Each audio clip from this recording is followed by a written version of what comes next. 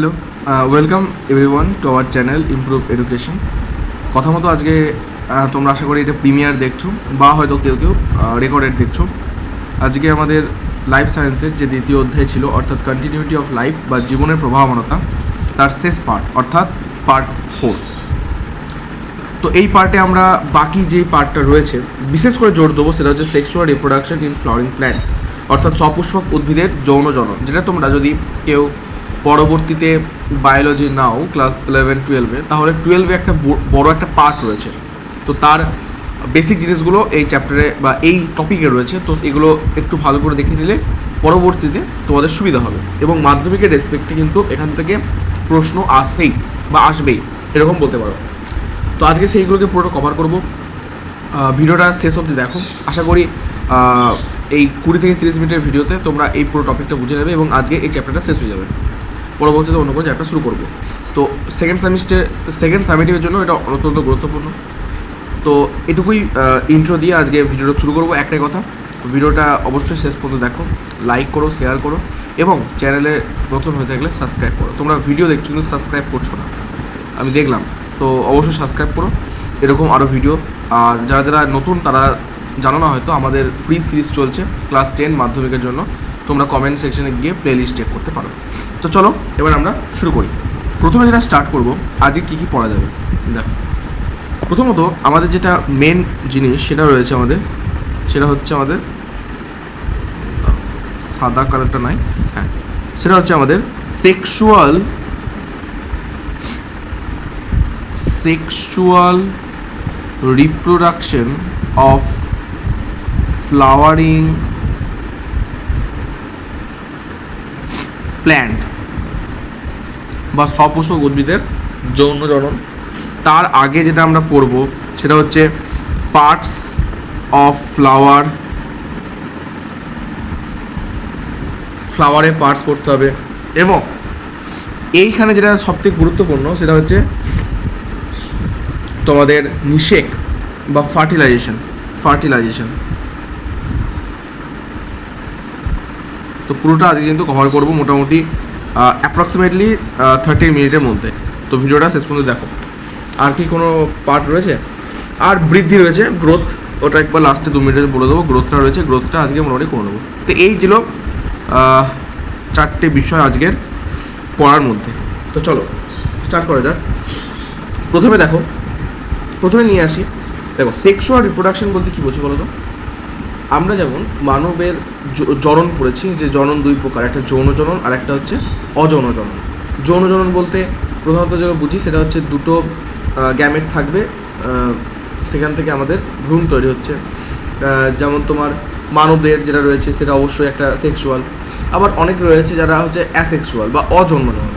যেমন দেখবে আমরা অযৌন জননের সময় পড়েছিলাম, যেমন বিভিন্ন অঙ্গজ জনন, যেটা আগের যে পার্টে যেটা পড়েছিলাম সেগুলো সব কিন্তু অযৌন জনন। ওক্ষেত্রে কিন্তু দুটো জীবের বা দুটো প্রজাতির বা দুটো মানে কী বলবো, দুজনের দরকার না, স্ত্রী বা পুরুষ দরকার হয়নি। কিন্তু এই যে সেক্সুয়াল রিপ্রোডাকশন, এক্ষেত্রে কিন্তু স্ত্রী বা পুরুষও দরকার হবে। এবার প্রশ্ন হচ্ছে যে স্যার তাহলে মানুষ বা প্রাণীদের ক্ষেত্রে আমরা জানি স্ত্রী পুরুষ হয়, গাছেদের ক্ষেত্রে কি স্ত্রী পুরুষ হয়? প্রথম প্রশ্ন, উত্তরটা হচ্ছে হ্যাঁ, অবশ্যই হয়।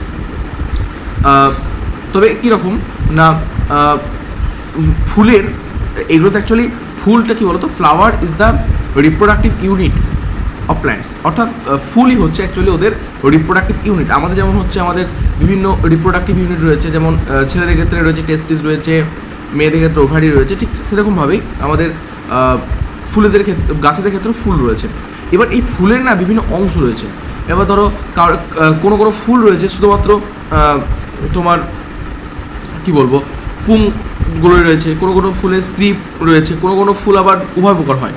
তো এগুলো নির্ভর করে ওই ফুলের কী কী পার্টস রয়েছে। তাহলে এই ব্যাপারটা জানতে হলে আমাকে ফুলের পার্টসটাকে জানতে হবে। তো ফুলের পার্টসগুলো কী কী সেটা দেখে নাও একবার। দেখো যে তোমরা দেখো সপুষ্পক উদ্ভিদের ফুলের গঠন এবং জনন অঙ্গসমূহ কী কী জিনিস রয়েছে দেখো একবার। না, এই একটা ফুল, এটা আশা করি তোমরা স্ক্রিনে খুব সুন্দর একটা ছবি দেখতে পাচ্ছ, একদম একটা সুন্দর একটা ছবি। এটা হচ্ছে ফুল, এটা হচ্ছে তোমাদের একটা ফুল। এই ফুলের দেখো এই যে জায়গাটা না, এই জায়গাটা হচ্ছে পুষ্পবৃত্ত। এই ছবিগুলো না তোমরা হয়তো পরীক্ষায় আসবে না ডাইরেক্ট, কিন্তু এইগুলো যদি মনে রাখো তোমরা যখন মুখস্থ করবে, মুখস্থ করাটা কিন্তু খুব সহজ হবে। তো অবশ্যই ছবিগুলো পারলে একবার লিখে প্র্যাকটিস করো। তো এটা হচ্ছে পুষ্পবৃত্ত, এটা হচ্ছে পুষ্পাক্ষ, এবং এটা হচ্ছে এটা পুষ্পাক্ষ, ঠিক আছে। তো এগুলো তোমরা যদি ইংরেজি পারো, ইংরেজি নামও মনে রাখতে পারো। পুষ্পবৃত্ত হচ্ছে অ্যাকচুয়ালি স্টক বলা হয়, পুষ্পাক্ষকে বলা হচ্ছে আমাদের থ্যালামাস বলা হয়। এটা হচ্ছে বৃন্ত, বৃন্তকে বলা হচ্ছে সেটা হচ্ছে সেপাল, এবং তোমার পাপড়ি রয়েছে, পাপড়িকে বলা হচ্ছে পেটাল, এবং এটা হচ্ছে তোমাদের স্ত্রী, এটা এই মিডলেরটা এটা হচ্ছে স্ত্রী, আর এটা হচ্ছে পুরুষ। এগুলোকে বলছে একটু স্টিমেন বলা হয়ে থাকে। আর এই আর পাপড়িটাকে পাপড়ি তো না, সরি, স্ত্রী জনন যে জিনিসটা রয়েছে এটাকে তোমাকে বলা হয়ে থাকে, 3টে ভাগে ভাগ করা হয়। তোমার স্টক থাকে, তারপরে অনেক ভাগ রয়েছে, আমি পড়াবো পুরোটাই। গর্ভকেশরে গর্ভমুণ্ড কোনটা, গর্ভদণ্ড কোনটা, গর্ভদণ্ডে কীভাবে পরাগরেণু যায়, পরাগরেণু কোথায় দুটো মানে গ্যামেটে ভাঙে, এসব পড়াবো। তো যাই হোক, তো এরকম রাখো যে একটা ফুলের মোট 4টি পার্ট রয়েছে। একটা হচ্ছে পুংকেশর বা পুরুষ জনন, গর্ভকেশর বা স্ত্রী জনন। অন্যান্য অঙ্গের মধ্যে রয়েছে তোমাদের হচ্ছে আমাদের একটা রয়েছে বৃন্ত, একটা রয়েছে পাপড়ি। এটা আশা করি বোঝা গেল। এবার দেখো এই যে জায়গাটা আছে না, এটা যদি একটু বড় করে দেখো, এটা হচ্ছে পুরুষ। তো এর মধ্যে অনেক ভেতরে অনেক কী থাকে না, ছোটো ছোটো ছোটো ছোটো পরাগ, এটা পুরোটা হচ্ছে পরাগধানী বা স্টিমেন বলা হয়, এবং এটা হচ্ছে পুংকেশর দণ্ড বা স্টক। যাই হোক, তো এর মধ্যে কিন্তু অনেক রেণু থাকে, এর মধ্যে অনেক রেণু থাকে। এবং এই যে রয়েছে এই পার্টটা, এর 3টে পার্ট রয়েছে। প্রথম উপরে জায়গাটা হচ্ছে গর্ভমুণ্ড, নিচেরটা হচ্ছে এটা লম্বা পাড়া, সেটা হচ্ছে গর্ভদণ্ড, এবং এই ভেতরে ডিম্বাশয়, এই ডিম্বাশয় যত কাজ হয়, এবং নিচে থাকে যদি একটা নিচে থাকে ডিম্বক ও ভ্রূণস্থলী থাকে। যাই হোক, এবার যদি তোমরা একটা ডিম্বাণু বা ডিম্বাশয়ের ছবি দেখো, এটা কিন্তু নিষেকের পর, হ্যাঁ নিষেকের পর বলছি, এটা কিন্তু একটা মানে কি বলবো, কমপ্লিট ডিম্বাশয়ের বা ওভারির একটা পিক, এটা কিন্তু পূর্ণাঙ্গ। তো এর মধ্যে দেখো ডিম্বাণু রয়েছে, সহকারী কোষ রয়েছে, প্রতিপাদ কোষ রয়েছে, নির্ণীত কোষ রয়েছে, যেটা হচ্ছে 3N। এটা অনেকের প্রশ্ন আসে যে নির্ণীত নিউক্লিয়াসটা কি, সেটা হচ্ছে 3N। এছাড়াও ডিম্বাণু, সহকারী কোষ, জনন নিউক্লিয়াস, নিউক্লিয়াস রয়েছে। এটাই পরে আমি বোঝাবো যখন আমি এটা করাবো। তো এখানে যেটা বলার বিষয় সেটা হচ্ছে 4টে পার্ট, তাহলে গর্ভকেশর, পুংকেশর, পাপড়ি এবং বৃন্ত। এবার প্রশ্ন হচ্ছে সব ফুলে কি এটা থাকে না, উত্তর হচ্ছে না। একটি আদর্শ ফুলে এই 4টি অংশ থাকবে, কিন্তু যদি কোনো ফুলে গর্ভকেশর না থাকে তাহলে সেটাকে বলা হয় পুরুষ। আবার যদি কোনো ফুলে পুংকেশর না থাকে তখন তাকে বলা হয় স্ত্রী। আবার যদি দুটো থাকে তাহলে আদর্শ। এরকম থাকতেই হবে, ঠিক আছে। এবং এই দুটো হচ্ছে অ্যাকচুয়ালি এসেন্সিয়াল। এবার এর ইংরেজি টার্মগুলো তোমরা পড়ে রাখবে। আমি যেমন বললাম, এটা করলা বলা হয়, সেপালটা যুক্ত হলে করলা বলে, তারপর ক্যালিক্স বলে, হ্যাঁ ওইগুলো দরকার হলে গর্ভকেশরটা পড়ে রাখবে। গর্ভকেশরকে বলা হয় গাইনোসিয়াম, পুংকেশরকে বলা হচ্ছে অ্যান্ড্রোসিয়াম। তো এই দুটো টার্ম কিন্তু মনে রাখবে। এবার দেখো এটা তো ফুল গেল। এবার আমরা যেমন যদি তোমরা হিউম্যান রিপ্রোডাকশন করে থাকো তো বুঝতে পারবে যে একটা, আমি ফ্র্যাঙ্কলি বলছি, স্ত্রী জনন কোষ থেকে একটা ওভারি তৈরি হয় বা ডিম তৈরি হয়, এবং পুরুষ থেকে সিমেন তৈরি হয় যেখানে স্পাম থাকে বা বীর্য থাকে। সেই বীর্যটা ইনসেমিনেশন পদ্ধতিতে স্ত্রী দেহে প্রবেশ করে। অর্থাৎ আমরা কিন্তু প্রবেশ করি সেক্সুয়াল ইন্টারকোর্সের মাধ্যমে, সেটাকে প্রবেশ করি। কিন্তু গাছেদের ক্ষেত্রে সেটা কী হয় না, গাছেদের ক্ষেত্রে কিন্তু গাছটা তো নিজেরা করতে পারে না। এর জন্য তারা সাহায্য নেয়। কার সাহায্য নেয় না, বায়ুর সাহায্য নিতে পারে, জলের সাহায্য নিতে পারে, কোনো পতঙ্গের সাহায্য নিতে পারে। তো এই সাহায্য নেয়। তাহলে এই যে গর্ভকেশরে পুংকেশর থেকে আগত পরাগরেণুটা আসছে, বা পুংকেশর থেকে পরাগরেণু যে গর্ভকেশরে পৌঁছচ্ছে, এই যে ঘটনা, এই ঘটনাটাকে বলা হয়ে থাকে তোমাদের পরাগযোগ বা পলিনেশন। প্রশ্ন আসতে পারে পলিনেশন কি, পলিনেশন জিনিসটা কি না। পলিনেশন হচ্ছে আমাদের যে অ্যান্ড্রোসিয়াম রয়েছে এবং গাইনোসিয়াম রয়েছে, যে রেণুটা আমাদের গাইনোসিয়ামে যাচ্ছে, এইটাকে বলা হচ্ছে পলিনেশন। সংজ্ঞাটা দিতে পারে, পড়ে রাখবে। যে পদ্ধতিতে ফুলের পরাগধানী থেকে পরাগরেণু সেই ফুল বা অন্য ফুলের অথবা সমপ্রজাতির অন্য কোনো উদ্ভিদের ফুলে গর্ভমুণ্ডে স্থানান্তরিত হয় তাকে পরাগযোগ্য পলিনেশন বলে। এবার প্রবলেম হচ্ছে পলিনেশন 3 প্রকারের হয়ে থাকে। কী কী না, একটা হচ্ছে স্বপরাগযোগ, স্বপরাগযোগ বা যেটাকে স্বপরাগযোগ, আর একটা হচ্ছে অ্যাকচুয়ালি স্বপরাগযোগটা বলাটা ঠিক হবে না, আমি প্রথমে 3টে ভাগ করি। সেটা হচ্ছে একটা হচ্ছে অটোগ্যামি পলিনেশন, অটোগ্যামি, জিটোনোগ্যামি, আরেকটা হচ্ছে জেনোগ্যামি। আমি ইংরেজিতে বললাম এটা সুবিধা হতো তোমাদের। দেখো অটোগ্যামি জিনিসটা কি, যখন একই ফুলের একটা পরাগরেণু ওই ফুলেরই পরাগ গর্ভকেশরে পড়ছে তখন সেটাকে বলছে অটোগ্যামি। জিটোনোগ্যামি কি না, একটা ফুলের পরাগরেণু সেই ফুলে না পড়ে সেই গাছেরই অন্য কোনো ফুলে পড়ছে তখন সেটা বলছে জেনোগ্যামি, গেটোনোগ্যামি। আর জেনোগ্যামি কি, একটা ফুলের পরাগরেণু ওই গাছে না পড়ে ওই ফুলে না পড়ে অন্য কোনো একই প্রজাতির অন্য কোনো গাছের ফুলে পড়ছে তখন সেটা বলছে জেনোগ্যামি। তাহলে ভালো লক্ষ্য করো, অটোগ্যামিতে কিন্তু একই ফুলেই পড়ছে, তাহলে অবশ্যই অটোগ্যামিটাকে হতে হবে উভলিঙ্গ ফুল, হতেই হবে, নাহলে তো হবে না, সেই ফুলে পড়বে না। তাহলে প্রথম পয়েন্ট অটোগ্যামি যে এটা উভলিঙ্গ ফুল হতে হবে। দ্বিতীয় পয়েন্ট বোঝা গেল না, এখানে কোনো বাহকের প্রয়োজন হবে না, এখানে কোনো বাহকের প্রয়োজন হবে না। কিন্তু জিটোনোগ্যামিতে কিন্তু বা গেইটোনোগ্যামি যে বাংলা যেটা বলা হয়, এখানে কিন্তু একই ফুলে পড়ছে না, একই গাছে পড়ছে ঠিক, কিন্তু একই ফুলে পড়ছে না। ফলে আমাকে কিন্তু অন্য একটা ফুলে ফেলার জন্য বাহকের প্রয়োজন, অর্থাৎ পলিনেটার্স দরকার। এটার জন্য পলিনেটার্স বা বাহক দরকার। আর জিনোগ্যামিতে তো অবশ্যই বাহক লাগবে, কারণ অন্য একটা ফুলে পড়ছে। এবার প্রবলেম হচ্ছে অটোগ্যামি এবং জিটোনোগ্যামি এবং এর মধ্যে পার্থক্যটা কীভাবে করা হয় না, এদের করা হয় এদের বৈশিষ্ট্যর ভিত্তি করে। তোমরা যদি অটোগ্যামি দেখো, যেহেতু একই ফুলের জিনিস একই ফুলে পড়ছে, যার ফলে এর মধ্যে কোনো রকম কিন্তু সংকর জীব সৃষ্টি হবে না, হ্যাঁ, সংকর জীব সৃষ্টি হবে না। কিন্তু গিটোনোগ্যামিতে হালকা হবে, যেহেতু একই গাছের, তার জন্য হয়তো অতটাও হবে না, হবে। বাট জিনোগ্যামিতে দেখলে দেখা যাবে বিভিন্ন ধরনের ফুল তৈরি হচ্ছে বা বিভিন্ন ধরনের উন্নত মানের জীব সৃষ্টি, যেমন তোমরা অনুবিস্তরণে পড়েছিলে, তো সেভাবে কিন্তু জিনোগ্যামিতে হয়, ঠিক আছে, এবং এটা অনেক শক্তিশালী হয়। তাই সবাই চায় যেন জিনোগ্যামিটা হোক। কিন্তু এর অনেক প্রবলেমও রয়েছে না, স্বপরাগযোগ এবং ইতর পর্যায়ের প্রবলেমটা কি, তোমরা যদি দেখো স্বপরাগযোগ ইতর পর্যায়ে, এই প্রশ্নটা কিন্তু খুব আসে। একটা যে স্বপরাগযোগ, একটা স্বপরাগযোগ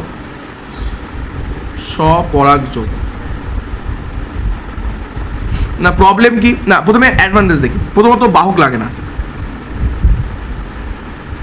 যদিও জিটোনোগ্যামিতে লাগে, বাহক লাগে না। 2, দেখো যেহেতু বাহক লাগছে না, তার জন্য এই যে পলিনেশন বা রেণু নষ্ট হয় না, মানে একটা জায়গাতে একটা বহন করার সময় না বাহকের অনেক নষ্ট হয়, রেণু কিন্তু নষ্ট হয় না। 3 নম্বর, নিজস্ব বৈশিষ্ট্য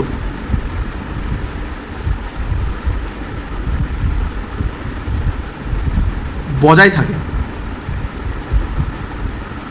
এটা কিন্তু সুবিধা।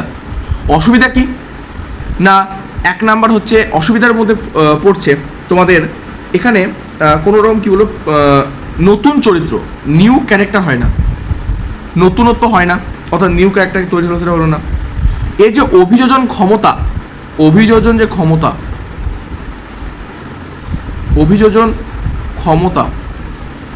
সেটা কিন্তু হ্রাস পায়, অভিযোজন ক্ষমতা হ্রাস পায়। আবার তুমি অপর দিকে যদি দেখো ইতর পরাগযোগ,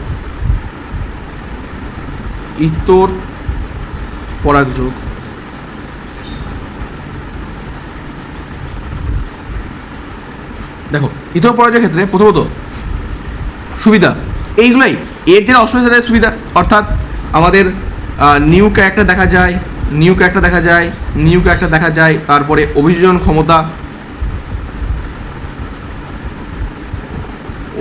যে ক্ষমতা সেটা বাড়ে। আর প্রবলেমের মধ্যে কি, বাহক লাগে, যেটা সবসময় পাওয়া যায় না, বাহক দরকার। তারপরে তোমার নষ্ট হয়, প্রচুর নষ্ট হয়, নিজস্বতা বজায় থাকে না। এই দুটো কিন্তু এই দুটো 3টে করে পয়েন্ট কিন্তু মুখস্থ রাখবে, এখান থেকে একটা প্রশ্ন 100% আসবে, ঠিক আছে। যাই হোক, তো এটা গেল। তাহলে পলিনেশন ফুলের যে ভাগ সেটা বললাম, পলিনেশন কি সেটা বললাম, পলিনেশনে কী কী ভাগ, স্বপরাগযোগ, ইতর পরাগযোগ, এগুলো বললাম। আচ্ছা, একটা জিনিস মনে রাখবে, জিটোগ্যামি কিন্তু এক ধরনের ক্রস পলিনেশন, যেহেতু এর বাহকটা প্রয়োজন হয়। এই টপিকটা জানবে। এবার যে টপিকটা চলে আসবে সেটা হচ্ছে তোমাদের নিষেক বা ফার্টিলাইজেশন। আচ্ছা, তোমরা এখানে দেখতে পারো যে জনন অঙ্গ ফুল যেটা পড়লাম, যে পাপড়ি যেটাকে করলা বলা হয়, ঠিক আছে, গর্ভকেশর বা গর্ভপত্র যেটা, সেটাকে আমরা কি বলি, গর্ভদণ্ড, গর্ভমুণ্ড সব মিলিয়ে ডিম্বাশয় বলি। বৃত্তিকে বলি আমরা ক্যালিক্স বলি। পুংকেশর পরাগরেণু উৎপন্ন করে একে পুং জননকোষ বলি, এবং ডিম্বক স্ত্রী জননকোষ বলে থাকি। এছাড়া পরাগযোগ রয়েছে, স্বপরাগযোগ, ইতর পরাগযোগ, এগুলো কিন্তু খুব সুন্দর করে ডায়াগ্রামভাবে করা আছে, এগুলো খুব খেটে করে করেছেন। তো এগুলো অবশ্যই একটু পারলে স্ক্রিনশট নিয়ে রাখবে তোমরা। বর্তমানে যেহেতু আমি টেলিগ্রামে দিতে পারছি না, তো অবশ্যই স্ক্রিনশট দিয়ে রাখবে, বা তোমরা কমেন্ট করবে, তাহলে আমি পোস্ট কমিউনিটি সেকশনে দিয়ে দেবো, তোমরা যদি কমেন্ট করো তবে, ঠিক আছে। এবার যেটা পড়বো সেটা হচ্ছে নিষেক, এবং আজকের মোটামুটি যে পার্ট তার সব থেকে লাস্ট এবং ইম্পর্টেন্ট পার্টস হচ্ছে আমাদের নিষেক। নিষেক জিনিসটা দেখো, আমরা তো পড়লাম যে পরাগ রেণু পরাগধানী থেকে কিভাবে আমাদের যে ডিম্বাশয় বা আমাদের যে ওভারি সেখানে পড়লো, পড়ার পর কি ঘটনা ঘটে সেটা কিন্তু এবার আমরা জানবো। এইটা তোমরা বই থেকে একবার রিডিং মারবে, আমি এটাকে না লিখিয়ে পুরো বোঝাবো। তো এবার যারা যারা পড়ছো, খাতা বই বন্ধ করে চুপচাপ শোনো এবং এই ছবিটার দিকে তাকাও। দাঁড়াও, এই ছবিটার দিকে তাকাও, দেখো খুব সুন্দরভাবে পড়বে। পরাগ রেণু গর্ভদণ্ডে পড়ল, গর্ভদণ্ডে পড়ার পর সমস্ত নয়, কিছু কিছু পরাগ রেণু পরাগ নালী গঠন করল। সবাই কিন্তু করতে পারলো না। যারা যারা পরাগ নালী গঠন করলো তারা আস্তে আস্তে গর্ভদণ্ড বেয়ে ডিম্বাশয়ের দিকে প্রবেশ করতে শুরু করলো।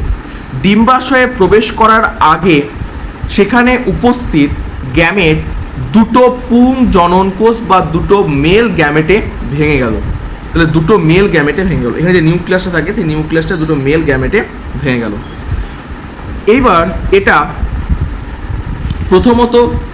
প্রথমত বিভিন্ন পাশ দিয়ে প্রবেশ করতে পারে। ডিম্বক রন্ধ্র, এটা যারা রয়েছে ডিম্বক রন্ধ্র দিয়ে প্রবেশ করতে পারে, যেটাকে পুরোগামী বলে।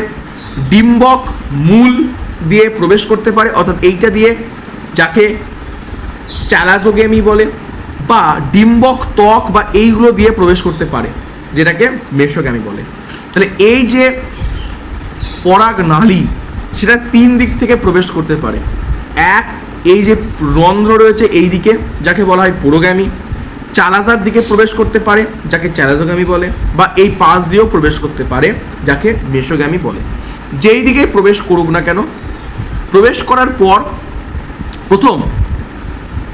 এখানে তো প্রথম কাজ কি রয়েছে না, এখানে কিন্তু রয়েছে ডিম্বাণু এবং সহকারী কোষ। এটা হচ্ছে ডিম্বাণু, এটা ডিম্বাণু। এইখানে রয়েছে সহকারী কোষ, এখানে রয়েছে সহকারী কোষ, এবং ওপর দিকে রয়েছে প্রতিপাদ কোষ। প্রথমে দুটো গ্যামেট, প্রথম গ্যামেটটা তোমাদের প্রথম গ্যামেট যেটা রয়েছে, আচ্ছা বলে রাখি, যে ডিম্বাণুটা রয়েছে আমাদের যে ডিম্বাণুটা রয়েছে সেই ডিম্বাণুটা কিন্তু ডিম্বাণুটা এন, এবং যেখানে প্রথমে যেটা থাকে নির্ণীত নিউক্লিয়াস সেটা কিন্তু আমাদের 2n থাকে। তো প্রথম যে দুটো বললাম, এই যে দুটো এন যাবে, দুটো এন, তোমরা এইটাকে স্ট্রাকচার না বলতে, একটা এন ডিম্বাণুর সঙ্গে যুক্ত হবে এবং গঠন করবে আমাদের কি না, গঠন করবে আমাদের ভ্রূণ। ডিম্বাণু যুক্ত কি করবে, ভ্রূণ তৈরি করবে। এবং আরেকটা এন এই 2n এর সঙ্গে যুক্ত হয়ে শস্য নিউক্লিয়াস গঠন করবে, যার ফলে যে শস্য নিউক্লিয়াস হয়, শস্য নিউক্লিয়াসটা কিন্তু হয়ে থাকে 3n, শস্য নিউক্লিয়াসটা হয়ে থাকে 3n। তাহলে আরেকবার বলছি, সমস্ত পরাগরেণু গর্ভমুণ্ডে পড়ল। গর্ভমুণ্ডে পড়ার পর সকল পরাগরেণু পৌঁছতে পারে না, বেশ কিছু বা একটা দুটো পরাগরেণুই গর্ভনালী গঠন করতে পারে। গর্ভনালী গঠন করার পর যখন তারা গর্ভদণ্ড দ্বারা নিচের দিকে প্রবাহিত হয়, সেই সময় দুটো মেল গ্যামেটে ভেঙে যায়। এরা তিনভাবে ডিম্বকের মধ্যে প্রবেশ করতে পারে। যদি ওরা রন্ধ্রের মধ্যে প্রবেশ করে তাকে পুরোগামী বলে, যদি চ্যালাজের মধ্যে প্রবেশ করে চ্যালাজগামী বলে, বা যদি ডিম্বক ত্বকের মধ্যে প্রবেশ করে তখন তাকে বলা হয় মেসোগামী। যেই দিকেই প্রবেশ করুক না কেন, তাদের যে দুটো এন, সেই দুটো এন এর মধ্যে একটা এন ডিম্বাণুর সঙ্গে যুক্ত হয় এবং ভ্রূণ তৈরি করে, আর একটা এন নির্ণীত নিউক্লিয়াসের সঙ্গে যুক্ত হয় এবং শস্য গঠন করে। যেহেতু দুইবার নিষেক হলো, একবার ডিম্বাণুর সঙ্গে একবার নির্ণীত নিউক্লিয়াসের সঙ্গে, তাই জন্য একে দ্বিনিষেকও বলা হয়ে থাকে। এবার নিষেকের পর অর্থাৎ ফার্টিলাইজেশন হয়ে গেল, কী কী তৈরি হয় দেখো। ডিম্বাশয় যেটা রয়েছে, এই যে পুরো ডিম্বাশয়টা এটা ফলে রূপান্তরিত হয়। এখান থেকে মাধ্যমিকে প্রশ্ন শর্ট আসেই, 100% আসবেই। ডিম্বাশয়টা ফলে রূপান্তরিত হয়, ডিম্বকটা বীজে রূপান্তরিত হয়, জাইগোটটা যেটা আমাদের ডিম্বাণু এবং মেল গ্যামেট যুক্ত রয়েছে জাইগোট, সেই জাইগোটটা ভ্রূণে রূপান্তরিত হয় এবং শস্য নিউক্লিয়াসটা নয়, অ্যাকচুয়ালি নির্ণীত নিউক্লিয়াস, এটা নির্ণীত নিউক্লিয়াসে শস্য নিউক্লিয়াসে হয়। তো এইটা ছিল মোটামুটি আজকের সবথেকে বড় পার্ট। এবং এই যে ছবিটা কিন্তু মাধ্যমিকে আসে, ছবিটা তোমরা অবশ্যই খুব ভালো করে পড়ে রাখবে। তোমাদের যদি কারোর ছায়া বই থেকে থাকে তো 63 নম্বর পেজে কিন্তু ছবিটা রয়েছে, নিজেদের মতো করে লিখবে, পরীক্ষা মানে বইয়ের যদি অসুবিধা মনে হয়। এবার যেটা রয়েছে বৃদ্ধি ও গ্রোথ, একটা ছোট্ট পার্ট আমি 2 মিনিট বলে নিই বৃদ্ধি আর গ্রোথ নিয়ে। দেখো বৃদ্ধি মানে কি বলো, বৃদ্ধি বা গ্রোথ, একটা হচ্ছে গ্রোথ আর একটা হচ্ছে ডেভেলপমেন্ট।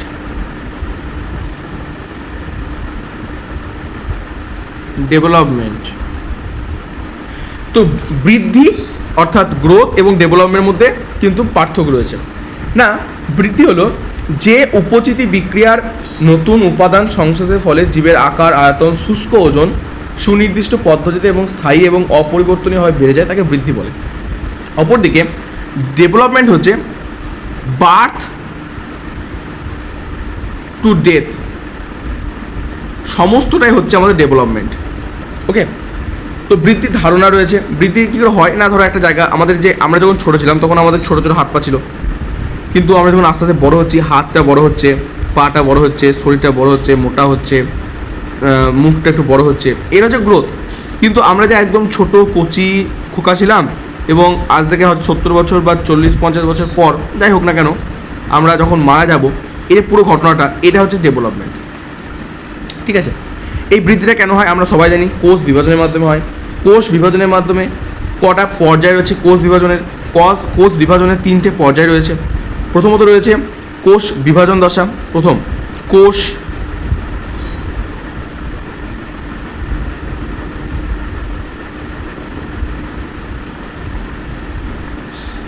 বিভাজন দশা। 2 নম্বর রয়েছে কোষীয়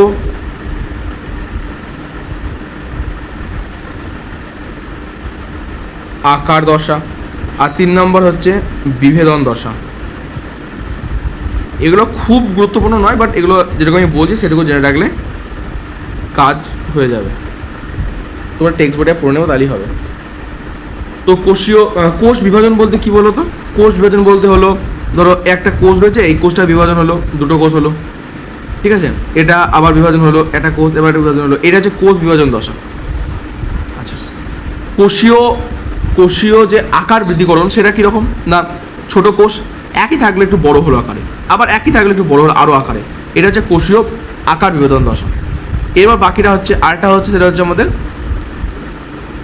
কোষীয় বিভাজন আর বিভেদন কিন্তু আলাদা না। আমাদের কোষ রয়েছে, কোষ থেকে ধরো দুটো জিনিস তৈরি হলো, একটা ধরো নিউরন তৈরি হলো,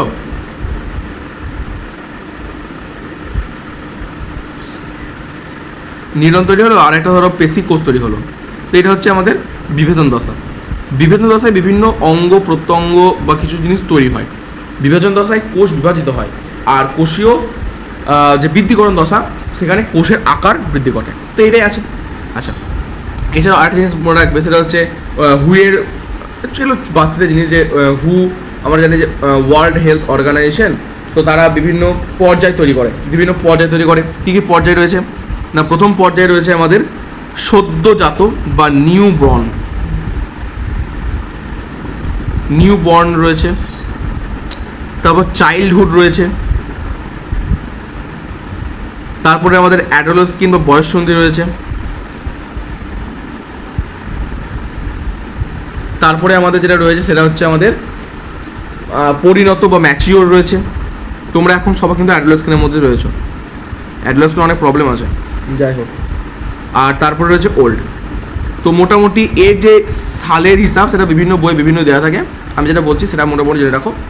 এখান থেকে কন্ট্রোভার্সিয়াল কোশ্চেন হওয়ার কোনো চান্স নেই, জাস্ট মনে রাখার বিষয়।